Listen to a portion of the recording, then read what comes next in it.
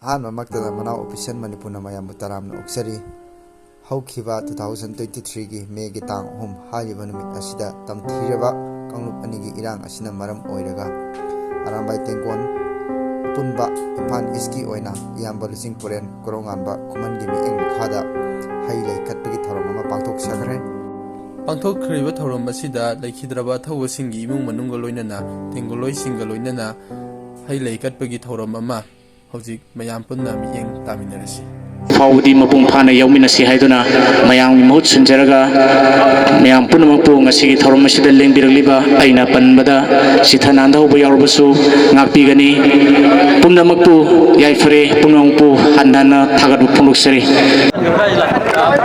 ꯑꯩꯈꯣꯏꯒꯤ ꯊꯣꯛꯈꯤꯕ ꯏꯆꯤꯟꯅꯥꯎꯁꯤꯡꯗ ꯊꯣꯛꯈ꯭ꯔꯦ, ꯑꯗꯣ ꯊꯣꯛꯇꯕ ꯏꯆꯤꯟꯅꯥꯎꯈꯩꯁꯤꯗꯤ ꯀꯦꯝꯄꯁ ꯃꯅꯨꯡꯗ ꯉꯥꯏꯍꯥꯛꯇꯪ ꯃꯤꯅꯤꯠ 5 ꯇꯔꯥꯗꯪ ꯂꯩꯕꯤꯌꯣ꯫ ꯑꯩꯈꯣꯏꯒꯤ ꯁꯦꯜꯄꯤꯒꯤ ꯑꯩꯈꯣꯏꯒꯤ ꯕꯕꯥꯍꯣꯏ ꯇꯤꯝ ꯑꯃ ꯂꯥꯛꯄꯤꯌꯦꯅ ꯍꯥꯏꯔꯛꯑꯦ, ꯑꯗꯣ ꯃꯣꯏꯒ ꯂꯥꯛꯄ ꯉꯥꯛꯇ ꯁꯤ ꯃꯅꯨꯡꯒꯤ ꯂꯩꯕꯤꯌꯨ ꯏꯆꯤꯟꯅꯥꯎ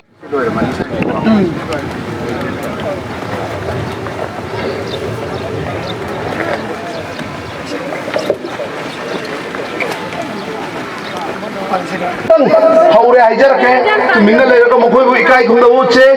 ꯃꯈꯣꯏꯒꯨꯝꯅ ꯑꯩꯈꯣꯏ ꯂꯩꯍꯧꯔꯤꯕ ꯑꯩꯈꯣꯏ ꯃꯌꯥꯝꯁꯨ ꯊꯧꯅꯥ ꯐꯅ ꯌꯦꯡꯅꯕ ꯂꯤꯁꯤꯡ ꯍꯥꯠꯄ ꯉꯝꯅꯕ ꯃꯈꯣꯏꯗꯒꯤ ꯊꯧꯖꯥꯜ ꯅꯤꯁꯦ꯫ ꯃꯌꯥꯝ ꯄꯨꯝꯅꯃꯛ ꯆꯦꯛꯁꯤꯟꯕꯤꯔꯦ꯫ ꯃꯤꯅꯤꯠ 2 ꯈꯛꯇꯪ ꯇꯨꯃꯤꯟꯅ ꯂꯩꯁꯦ꯫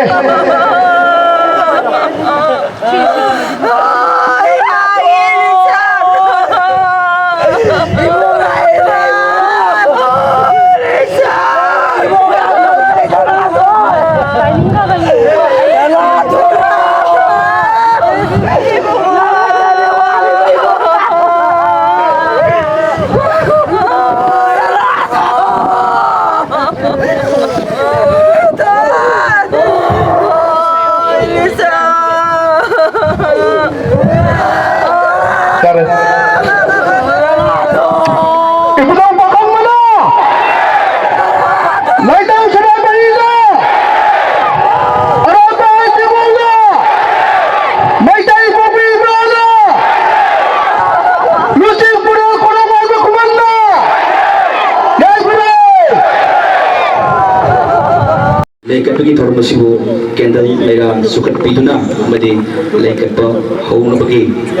ꯑꯍꯥꯟꯕ ꯁꯦꯛꯁꯟ ꯑꯁꯤ ꯄꯥꯡꯊꯣꯛꯄꯤꯅꯕ ꯇꯦꯡꯒꯣꯜꯂꯣꯏꯁꯤꯡꯒꯤ 2IC ꯑꯃꯗꯤ ꯀꯃꯥꯟꯗꯔ ꯈꯨꯗꯤꯡꯃꯛꯅ ꯒꯥꯏꯗ ꯇꯧꯕꯤꯅꯕ ꯂꯧꯖꯔꯤ꯫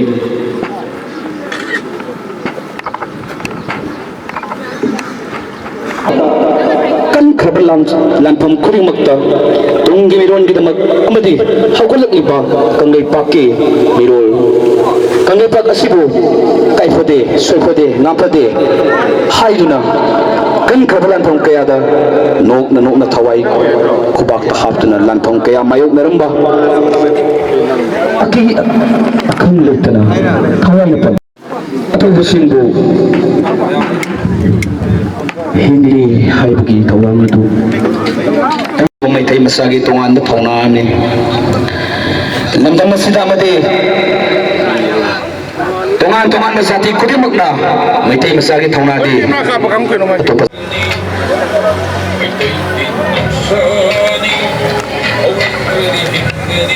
ꯇꯦꯡꯒꯣꯜ ꯃꯌꯥꯝ ꯄꯣꯊꯥꯕꯤꯔꯦ, ꯆꯦꯛꯁꯤꯟꯕꯤꯔꯦ, ꯄꯣꯊꯥꯕꯤꯔꯛꯄ ꯃꯤꯀꯨꯞ ꯈꯔꯇꯪ ꯂꯩꯃꯤꯟꯅꯗꯨꯅ ꯇꯦꯡꯒꯣꯜꯂꯣꯏꯁꯤꯡꯒꯤ ꯑꯋꯥꯕ ꯑꯗꯨ ꯉꯥꯏꯍꯥꯛꯇꯪ ꯁꯣꯝꯅ ꯊꯣꯛꯄꯤꯅꯕ ꯂꯧꯖꯔꯤ꯫ ꯍꯧꯖꯤꯛ ꯉꯁꯤꯒꯤ ꯊꯧꯔꯝ ꯑꯁꯤꯒꯤ ꯃꯔꯨꯑꯣꯏꯕ ꯃꯇꯥꯏꯗ ꯂꯧꯈꯠꯂꯤꯕ VIPꯁꯤꯡꯅ ꯂꯩꯀꯠꯄ ꯂꯣꯏꯈ꯭ꯔꯕꯒꯤ ꯃꯇꯨꯡ ꯍꯧꯖꯤꯛ ꯃꯈꯥ ꯇꯥꯔꯛꯄ ꯑꯁꯤ ꯃꯥꯏꯕꯦꯜꯁꯤꯡ ꯂꯩꯀꯠꯄꯒꯤ ꯊꯧꯔꯝ ꯃꯈꯥ ꯇꯥꯅ ꯆꯠꯊꯔꯤ ꯑꯃꯗꯤ ꯌꯨꯅꯤꯇꯤ ꯀꯃꯥꯟꯗꯔ ꯑꯃꯗꯤ 2ICꯁꯤꯡꯁꯨ ꯉꯁꯤꯒꯤ VIPꯁꯤꯡꯕꯨ ꯂꯩꯀꯠ ꯇꯧꯕ ꯂꯣꯏꯅꯅ ꯂꯩꯀꯠꯄꯒꯤ ꯊꯧꯔꯝ ꯄꯥꯡꯊꯣꯛꯂꯤ꯫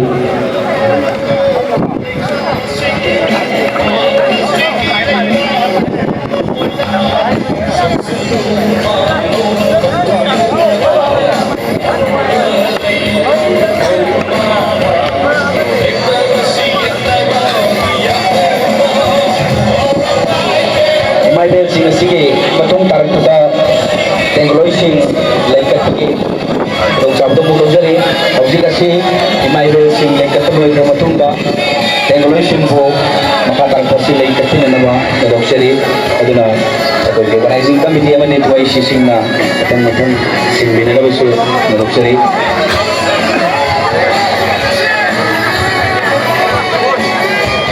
siya na yung labado may tayo masari kaya kita mag-ako'y nga na gani kaya kita mag-ako'y kaupati kan ka bilang tong kaya dahil ko di magnamayong nagkibado ko baba sige Landon sing na ito nataway na patapi ka ba at ang sige mapanday kay kong na ba pagano na na laikat rin ito masibol ng direk iba kay kong magpo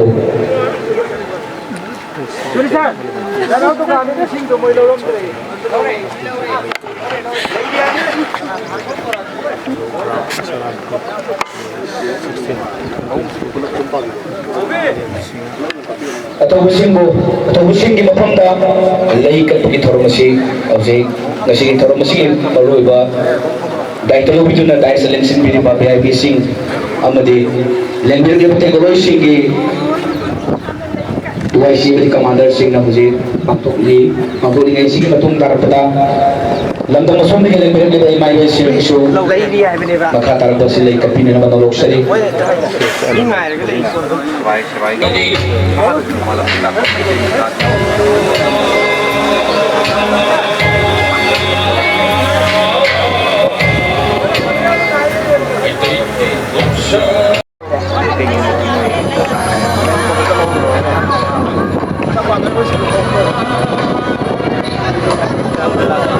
kasi taro masibo laikan pa hukam pitunda makatarapa sidi ilan bilang iba kasi taro masibo yaw wala iba ay piling magpo taram no upo giloy na welcome at SPB na naman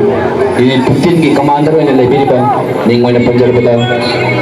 Lagi marap magsisara salam sa ini putin na commander ko welcome at SPB na naman na luxury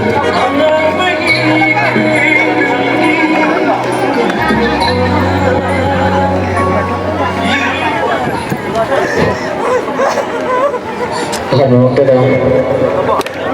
may apurang po kung wala po ng ngasi phawda tangdu leitaba phangraba ngasi khunai sida awaba kaya mayoknariba ichilinaw chechal khoi punong po makanai ko ng khunjari masige patung tarpada laikhidraba manipurgi thokkiba irang aduda thawaina pothapi khaba ekhoi tengoloi selenau sing tamadi laikhidraba thawaina pothapi khaba che ichal ima indor yamba ichilinau khai pumnamakki इसकी खंबा तत्व इसकी थोड़ पसिबो याव हिरनबा लाइजरु मतमदा थरावरो या बिरखिबा निगोइना बोंदं पंद्रबसु stage की खंबा तत्वनिया में मवांग लेंसिन बिरबा थोड़ मिथुन लेन सिंगु इसकी थोड़ पसिबो याव बिबलन बिर पगिदमंता हाइनिंगाइ लेतना कातो फुंगुक सबोलेना नै बोंगना पुरमजरि अदि सुबदा Mereka sini mesti berapa yang dirasa, sini sudah pergi thorunda, isabi tangai pada waktu dia rawa thorunda ni kan daling dirasa, agi cecil, ima Hindu, agi ipa ipal, kai pun namak pun, thor masih belum pun pergi dalam daling dirasa, sini, ani sudah ikut orang kurungjari, kai pun nabut cari. Faudi mapung phana yauminasi haiduna mayang mahut sunjaraga mayang punampu ngasi thorom masida lengbiragliba aina panbada sithananda hoba yarbasu ngakpigani punampu yaifare punampu handana thagat phunduksari budau bakhanga alamai tegona lain thau samaina yaifare thank you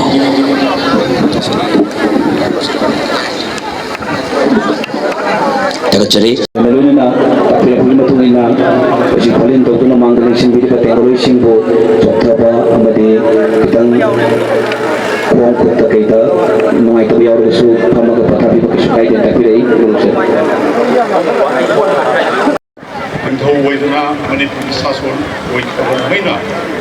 ꯉꯁꯤꯒꯤ ꯁꯨꯔꯕ ꯇꯪꯗꯨ ꯂꯩꯇꯥꯗꯕ ꯃꯅꯤꯄꯨꯔꯒꯤ ꯄ꯭ꯔꯖꯥꯁꯤꯡꯗ ꯍꯛꯊꯦꯡꯅꯅ ꯃꯩꯇꯩꯗ ꯂꯥꯟ ꯁꯣꯛꯂꯛꯇꯅ ꯇꯧꯕ ꯀꯩꯁꯤꯅ ꯃꯈꯣꯏꯅ ꯃꯗꯨ ꯗꯤꯐꯦꯟꯁ ꯇꯧꯕ ꯉꯝꯗꯕ ꯂꯣꯏꯅꯅ ꯁꯔꯀꯥꯔꯅꯁꯨ ꯑꯩꯈꯣꯏ ꯂꯩꯇꯅ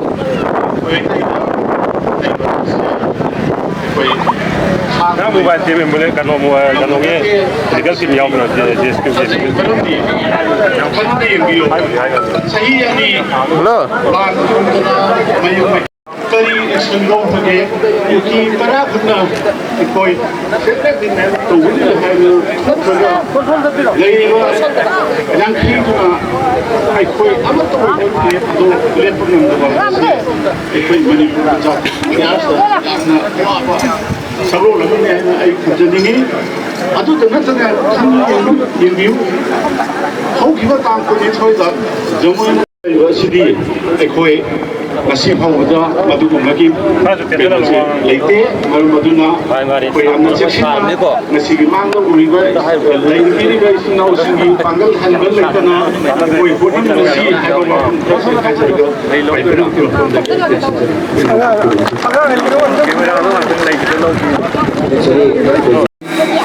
langkah kerana pengulai kuning mak, orang nasi tak pilih pilih betul ina, aku selalu tahu dah ni hanya tak pilih malu-malu na,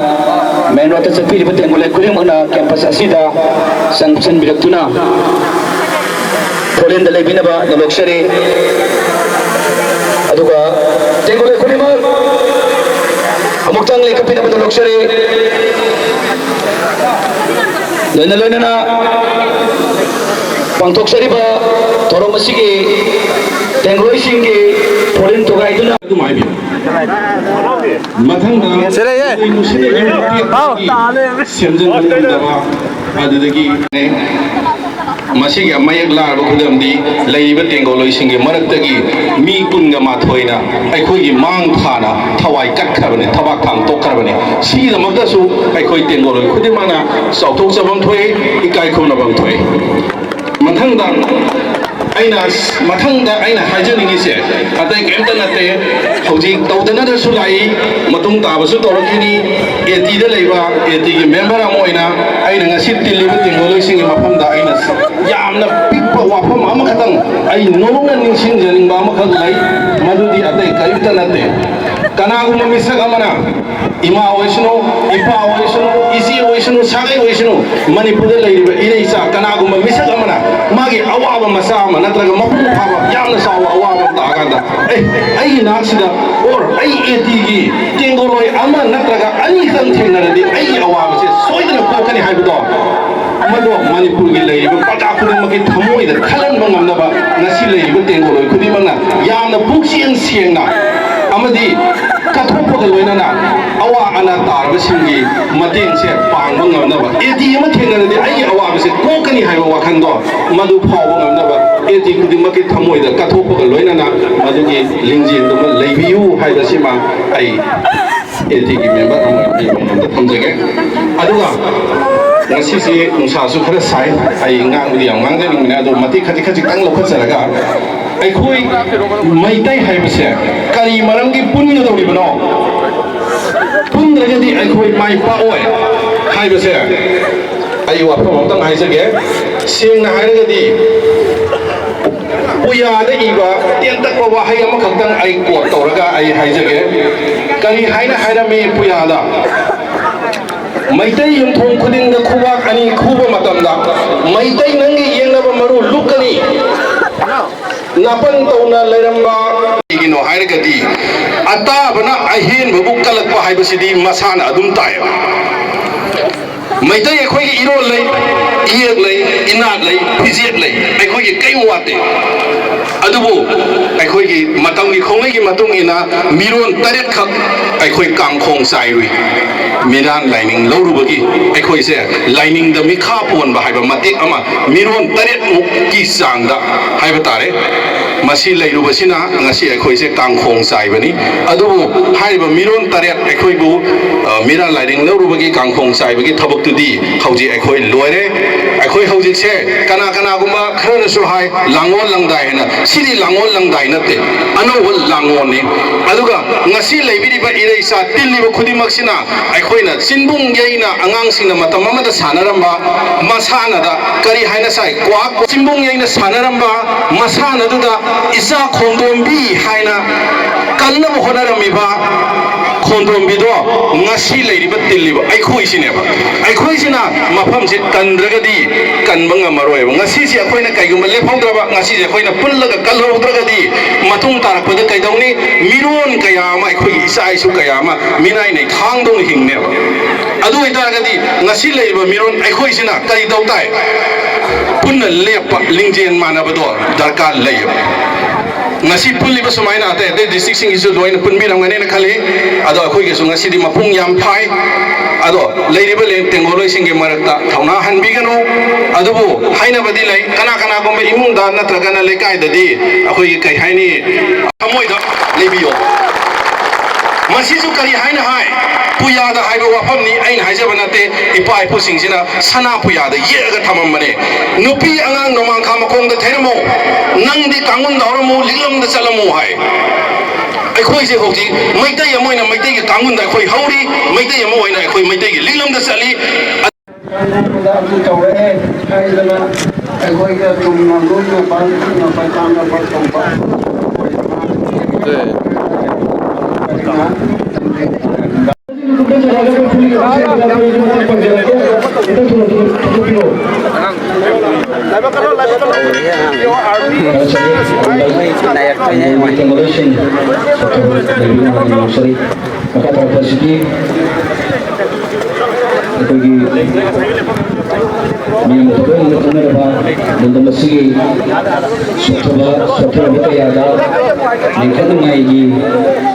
advice to be lalupa amadi landu singbu asung lamida sama advice to be yung panjabada yung sisa koza sa kasang social activists koza siapa yung pagpupunta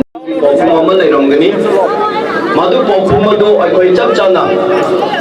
achumbada aphabagi damakta leble haraga yamna phajabada ako'y thabak tawba haibado lain na su isona su ako'y da pemba oibini aduna aina haijaningmadi ako'y se leipangakpani o leipangakpagini haibata bataradi lamhenba kharana kyan tadaba kampu kharana tawe haibagi damakta atopa leminariba punamakta manana laubasu yaroi aina thamjaningmadi kana warasu khangba tai khangba kanba tai khangba haiba tai thamoi wakhan pukning pukchen akhoi semba ama changi minungsi haibase akhoi masengi manungda thawai kalthopa pamudaba loinamak nomai pairaga leba kandani aina thopaduna yaroi mi kharana madu tawgani mi kharana kok thadagani paisa laiba mina paisa puthokani wangangba haiba mina wangangani tongan ba department na sumaida akhoi thamla kanda amaga ama ikai khunaba kanda akhoi mapung phaba oi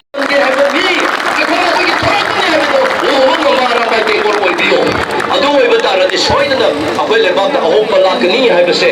wai khara se thumjanaga ai madamna yadabadigi matang asida bidai lawjarage mayam uisona borbi aran api tawgono kuki gombagi lamchat namja namthek naba kana gombam tala tawgi haina khalakon mikutane nama aikhoi bu ningsing biu madugumba tawgi kuki di sa marakti ju kwai dagi hiya ton basa kali hai tare magu pangkhak leitra basani ima yamna sangna matam lawai haying bali yamna lei adubune nungsagi maisa singda isana khoina khangi bado thamoi sida yamna wai aduna isana khoi hangano adu isa singa sumna tawko thabakta isa singi mang tharga siba ngamba nama lei haise modu sukawgunu nakhoi gi tamangna ni ko ngasi jari base ai yumta isa piwale banate isunu pare ima ko dalian jari bomani ai lukrabini kali isa sing handa yade nama sing isa singi laki khuli mata yenga ga lei dormi mitti manine mang yade phigi manine isa sing matam purmakta mangoloyo haiba wahai si hairagane mayam purmakti ai kaina nabgiya sang lawjaragi ꯊꯥꯒꯠꯆꯔꯤ ꯃꯃꯜ ꯌꯥꯝꯂꯕ ꯏꯃꯥꯒꯤ ꯑꯩ ꯊꯣꯛꯄ ꯅꯝꯃꯦ ꯑꯗꯨꯝ ꯅꯪ ꯊꯣꯛꯄ ꯇꯧꯔꯣ ꯑꯗꯨꯝ ꯈꯪꯗꯦ ꯈꯪꯗꯦ ꯎꯡꯉ ꯀꯣꯏꯆꯠ ꯆꯠꯀꯦꯔꯥ ꯑꯗꯨꯗ ꯅꯝꯃ ꯌꯦꯡꯗꯣꯏꯕ